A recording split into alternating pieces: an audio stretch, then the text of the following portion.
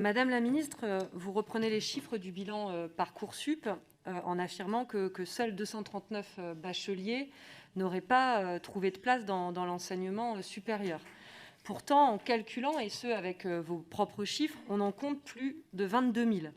Alors, je comprends que vous vouliez un bilan en votre faveur et donc vous ne comptez pas les jeunes non affectés qui ont choisi, faute d'obtenir une place vers les études supérieures, de se tourner par exemple vers un service civique qui par ailleurs sert de plus en plus tantôt à masquer les dégâts de Parcoursup, tantôt ceux du chômage chez les jeunes.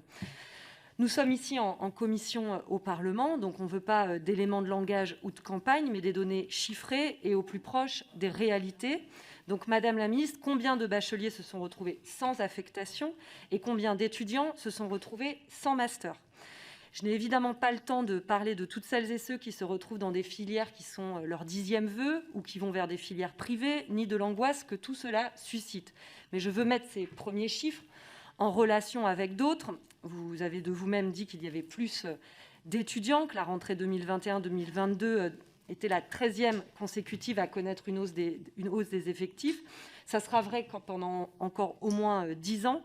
Et pourtant, les effectifs d'enseignants titulaires, eux, stagnent. Moins de 2000 postes d'enseignants-chercheurs ont été ouverts au concours cette année. Il y en avait un peu plus de 3500 il y a 10 ans.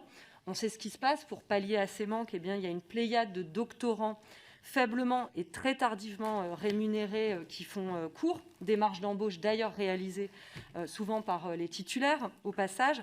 Alors, combien de postes comptez-vous créer pour la rentrée prochaine, y compris pour pouvoir accueillir tous ces étudiants en quête d'une place à l'université et une place où ils ont choisi d'être ?